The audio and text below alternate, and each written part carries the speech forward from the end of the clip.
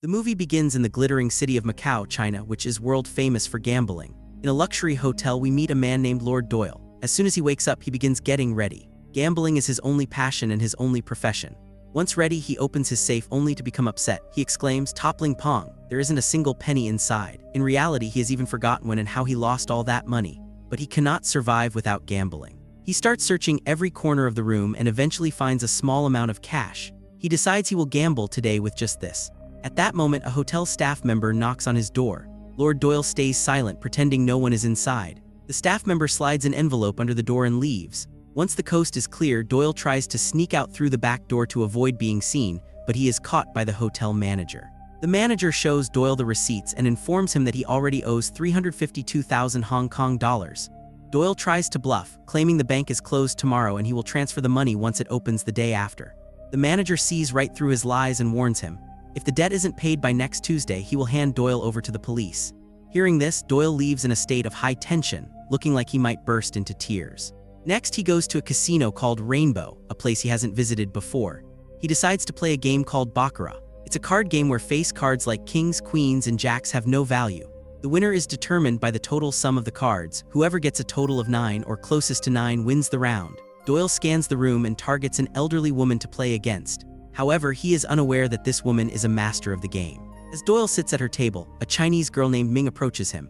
Ming has been following him since he entered the casino and tries to strike up a conversation.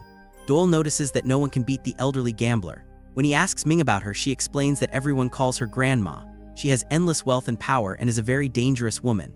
Doyle doesn't take the warning seriously and continues to play against grandma. Round after round, he loses until all his money is gone. Ming then offers him a loan at a 12% interest rate. This is actually Ming's job, luring players into high-interest loans. At this point, Doyle doesn't even have money to pay for his drinks, and he knows that if he plays on a loan, he will likely lose that too. So he excuses himself to go to the bathroom and flees the casino. The next morning, Doyle goes to a cafe for breakfast. Suddenly, someone commits suicide by jumping from a building. Doyle rushes outside and sees the body. The man was a professional gambler just like him, who chose suicide after falling into massive debt. Doyle spots Ming there as well. It turns out the man had borrowed money from her. The man's wife attacks Ming, screaming that if she hadn't lent him the money, this wouldn't have happened. Doyle steps in to save Ming, taking a slap from the woman that leaves a small cut on his face. Afterward, Doyle takes Ming in a taxi to her house. He tries to manipulate her into lending him money, but Ming is deeply upset. She has seen many people become beggars on the street because of gambling. Since her job is to provide these loans, she feels a sense of guilt. Ming declares she won't lend money to anyone anymore. However, Doyle doesn't give up. He keeps trying to convince her with smooth talk. Eventually, she starts to like his company. Ming takes Doyle to the Hungry Ghost Temple where she prays for departed souls. Ming's biggest problem is that if the people she lends money to can't pay it back, she has to cover the debt herself because she works under a boss. Doyle reassures her, promising that if she lends him money, he will win big and pay off both his debt and hers.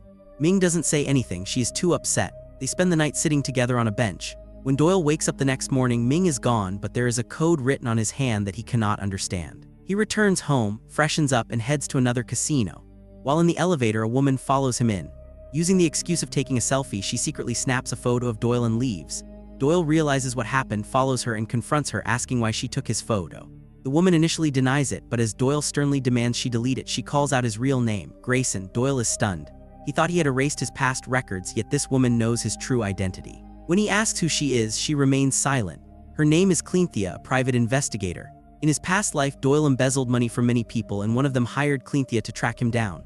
However, Doyle turns the tables and demands $500 from her for taking his photo. He is a top-level scammer. When she refuses, he grabs her bag and runs. After a long chase, she catches him, but Doyle had already swiped her phone from the bag. He demands $500 to return the phone. Forced, Clynthia pays him. Doyle then takes the money and Clynthia into the casino.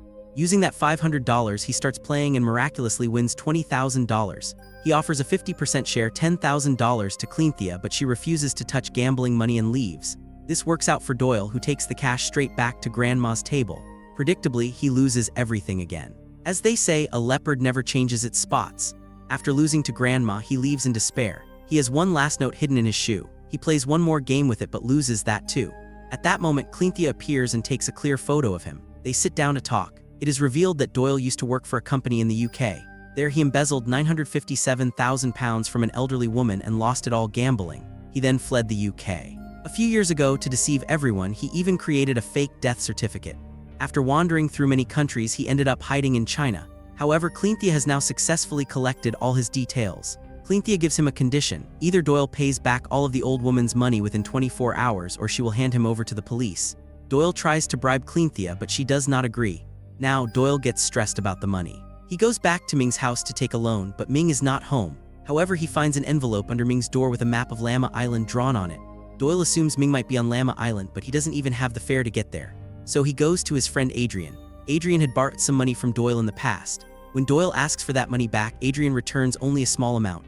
Doyle gets quite angry at this, so to calm him down, Adrian takes him to a restaurant. There, Adrian tries to convince Doyle to quit gambling. However, given Doyle's current situation, he either has to win a lot of money at once or he has to die. During their conversation, Adrian addresses Doyle by his real name, Grayson. Doyle realizes that Adrian also knows his true identity, and it was likely Adrian who informed Cleanthea about him.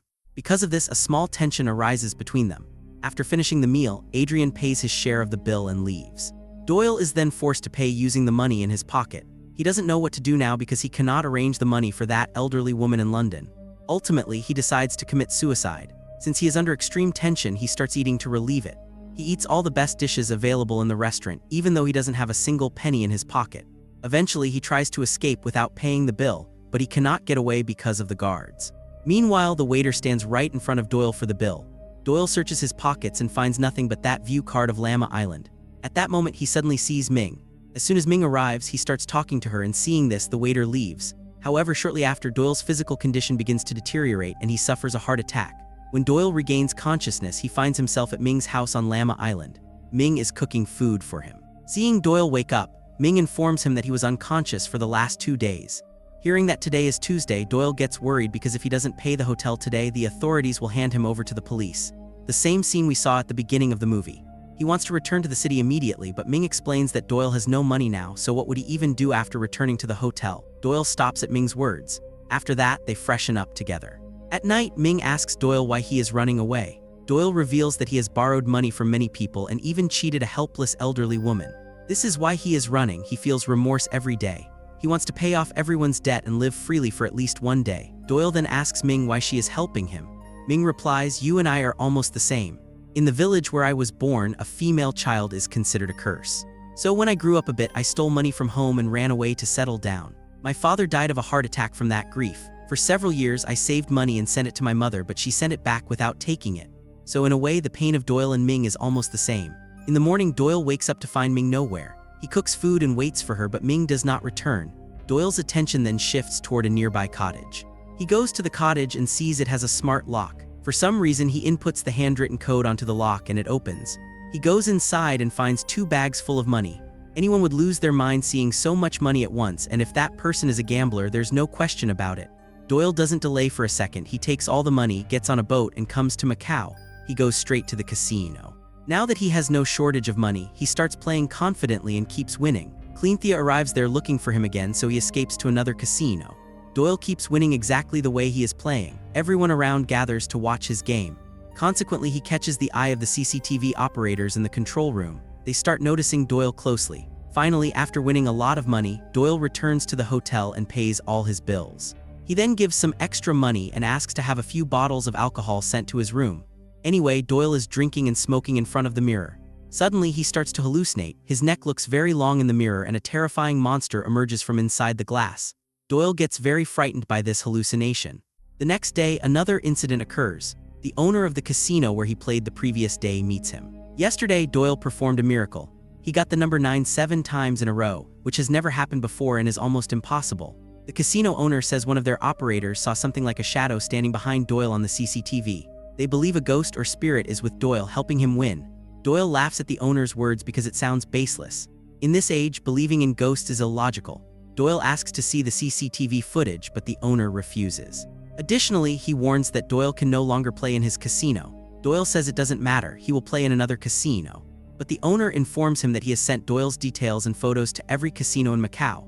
Hearing this, Doyle thinks they simply cannot tolerate his winning and are trying to stop him this way. Doyle returns to the hotel in anger and starts eating a lot of food.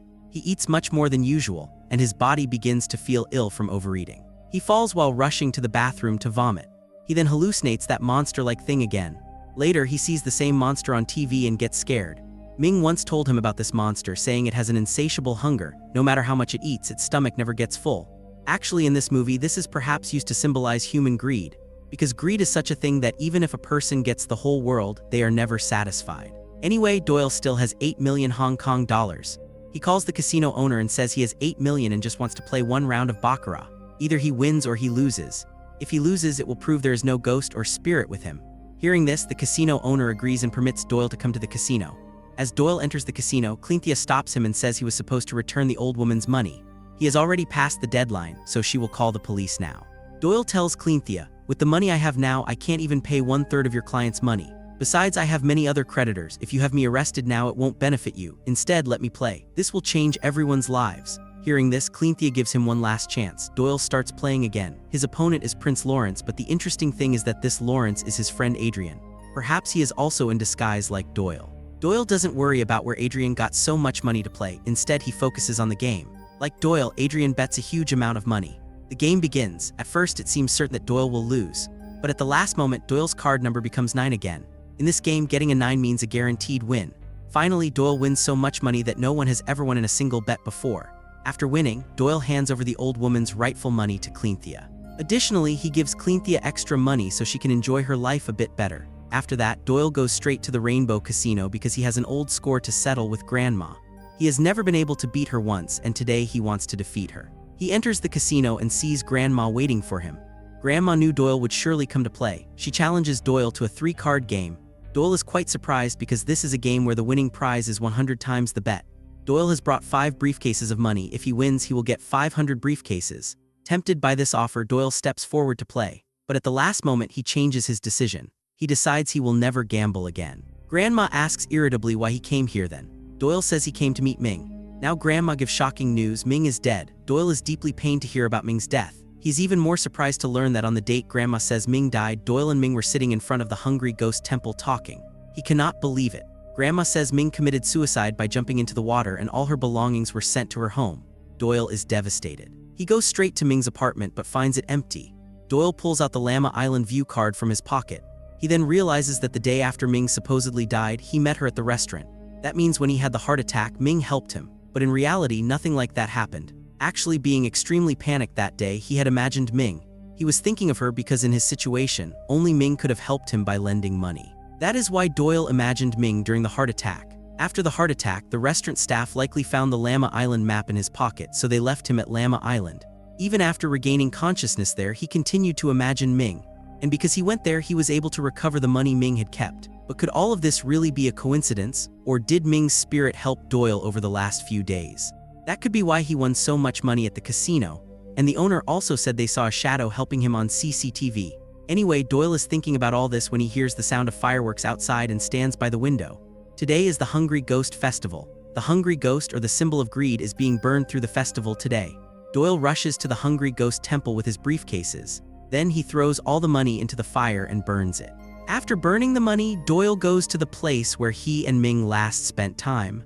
Along with the money, Doyle has burned the greed inside himself. Without the greed for money, he finally feels free. Showing a smile of freedom on his face, this beautiful story ends here.